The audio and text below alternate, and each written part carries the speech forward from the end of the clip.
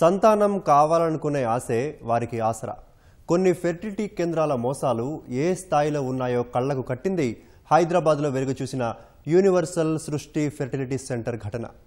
Fertility కేంద్రాలపై కొరవడుతున్న నిఘా, తరచూ ఆరోపణలు వస్తున్నా సంతాన సౌఫల్య కేంద్రాల పట్ల అధికారుల ఉదాసీనత మొత్తాన్ని కళ్ల ముందు పెట్టింది. ఒకటి కాదు, రెండు కాదు, ఎన్నో లోపాలు, వేల కొద్ది ప్రశ్నలు, లక్షల కొద్ది అనుమానాలకు తావిస్తోంది ఉభయ తెలుగు రాష్ట్రాల్లో సంచలనంగా మారిన సృష్టి ఫెర్టిలిటీ ఘటన. మోసగాళ్లు, మాయగాళ్లు ఏ రూపంలోనైనా ఉంటారు, తస్మాత్ జాగ్రత్త అంటూ మరోసారి హెచ్చరిస్తోంది. ఇంకోవైపు తన ప్రమేయం లేకుండానే ఈ ఉదంతంలో భాగమైన చిన్నారి భవిష్యత్తు ఏమిటి అనే ఆందోళన. అసలు సృష్టి ఫెర్టిలిటీ సెంటర్లో ఏం జరిగింది? పిల్లల కోసం ఎదురు చూస్తున్న రాజస్థాన్ దంపతులు వారి వలలో ఎలా పడ్డారు? పోలీసుల విచారణలో తేలిన అంశాలేంటి? ఇవన్నీ చూస్తే మనకు మతిపోవడం ఖాయం.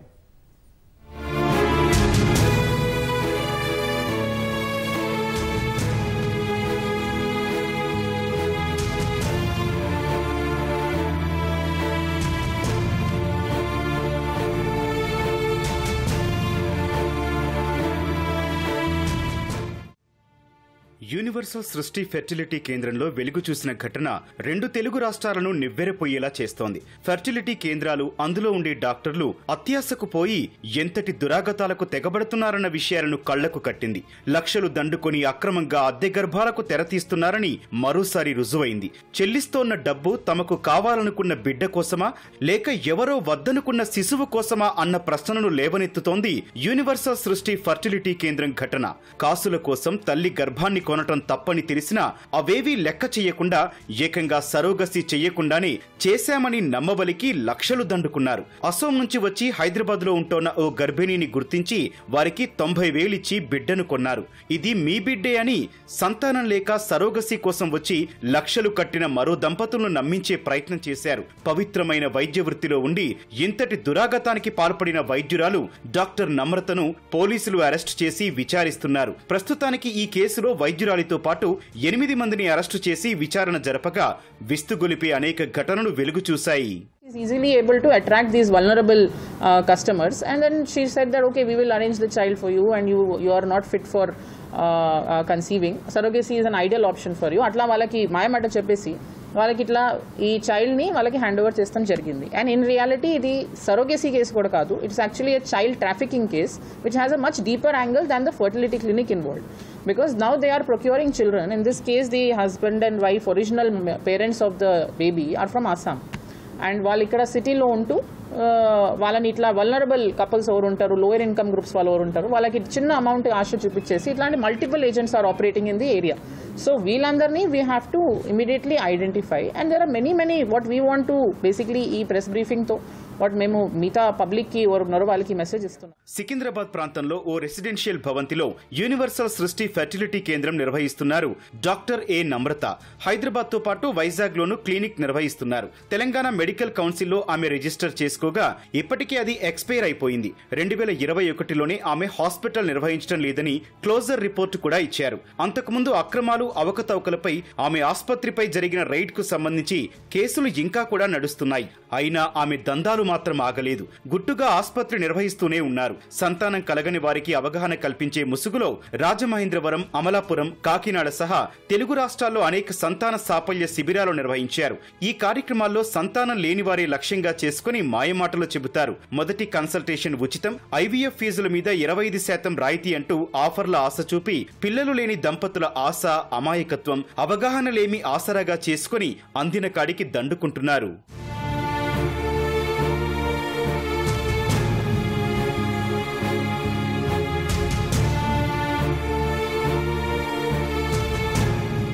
ఇప్పటికే నమ్రతపై విశాఖపట్నం, గుంటూరు, విజయవాడలో కలిపి దాదాపు 10 వరకు కేసులు నమోదైనట్లు పోలీసులు తెలిపారు. అయినా ప్రస్తుతం సికింద్రాబాద్ లోని ఓ రెసిడెన్షియల్ బిల్డింగ్ లో ఎలాంటి అనుమతులు లేకుండా ప్రాక్టీస్ చేసేందుకు Telangana state medical council registration సైతం లేకపోయినా వైద్యురాలిగా చెలామణి కావటం అయోమయానికి గురిచేసే అంశం.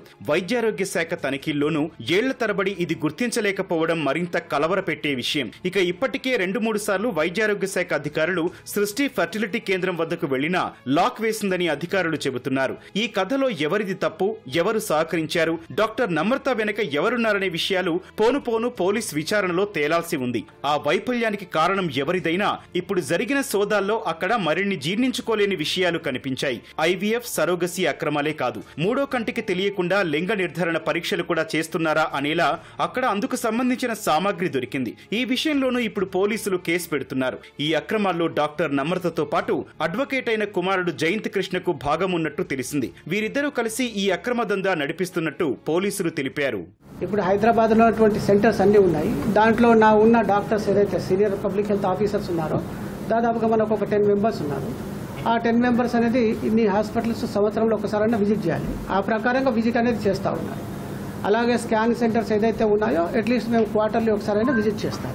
సో ఆ విజిట్ చేసి అనేది మనకు ఇన్ఫర్మేషన్ అనేది ఇస్తూ ఉంటారు. ఈ ఇన్ఫర్మేషన్ వచ్చినప్పుడు ఆమె 2 సార్లు డాక్టర్ జయశ్రీ అని చెప్పి 2 సార్లు విజిట్ చేయడం జరిగింది. 2 సార్లు కూడా అది క్లోజ్ ఉండడం అనేది జరిగింది. అసలేం జరిగిందనే విషయాలను ఓసారి పరిశీలిస్తే తమ అండం వీర్య కణాలతోనే బిడ్డలను కణాలనుకున్న రాజస్థాన్ కు చెందిన సోనియా గోవింద్ దంపతులు సంతాన కోసం సికింద్రాబాద్ లోని సృష్టి ఫెర్టిలిటీ క్లినిక్ ని గతేడాది ఆశ్రయించారు. అప్పటికే 2 సార్లు అబార్షన్లు కావటంతో ఆ దంపతులు ఐవీఎఫ్ ద్వారా సంతానం కావాలని నమ్రతను ఆశ్రయించారు. అందులో భాగంగా పరీక్షలు నిర్వహించిన అనంతరం వారికి ఐవీఎఫ్ చేయలేమని, సరోగసికి వెళ్లాలని ప్రోత్సహించారు నమ్రత.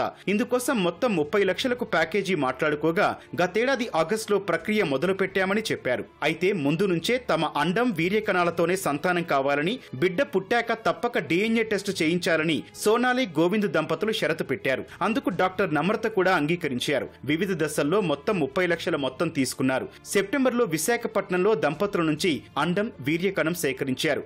అక్టోబర్లో సరోగసి సక్సెస్ అయిందని నమ్మబలికారు. జూన్ 4న సరోగేట్ తల్లికి సర్జరీ ద్వారా పన్నంటి మగబిడ్డ పుట్టాడని విశాఖకు రప్పించి బిడ్డను సోనాలి దంపతులకు అప్పగించారు.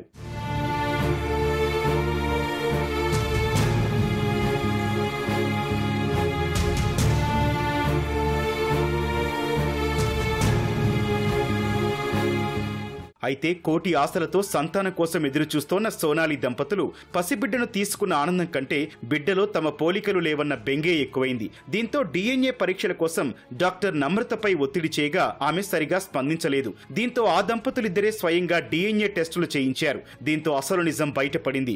DNA టెస్టులో బాబు వారి బిడ్డ కాదని తేలింది. అనంతరం భార్యాభర్తలిద్దరూ గోపాలపురం పోలీసులను ఆశ్రయించి అసలు విషయం చెప్పారు. పోలీస్ FIRలో ఈ కథ మొత్తం సవివరంగా ఉంది.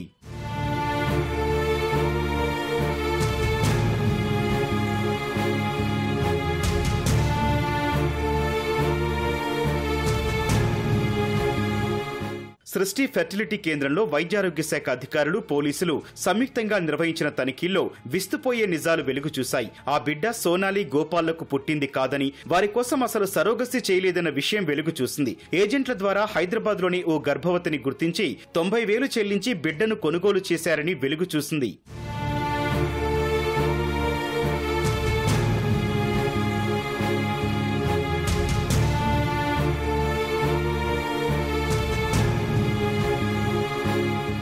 ఈ ఘటనలో సంతానం కావాలనుకునే వారి ఆశలను, పేదల ఆకలిని ఆసరా చేసుకుని డాక్టర్ నమ్రత ఆడిన విషపు క్రీడ ఇదని పోలీసులు నిగ్గు తేల్చారు. ఇంతకాలం కాసుల కోసం కకృతి పడి కొన్ని ఫర్టిలిటీ కేంద్రాలు అక్రమంగా అద్దె గర్భాలు, డబ్బులిచ్చి అమాయకులు, విద్యార్థుల నుంచి అండాలు, వీర్య కణాలు కొనుగోలు చేస్తున్నాయనుకుంటే ఈ చేదు వార్త కొన్ని సంతాన సాఫల్య కేంద్రాలు ఎంతటి దుర్మార్గానికి దిగజారగలవో చాటింది.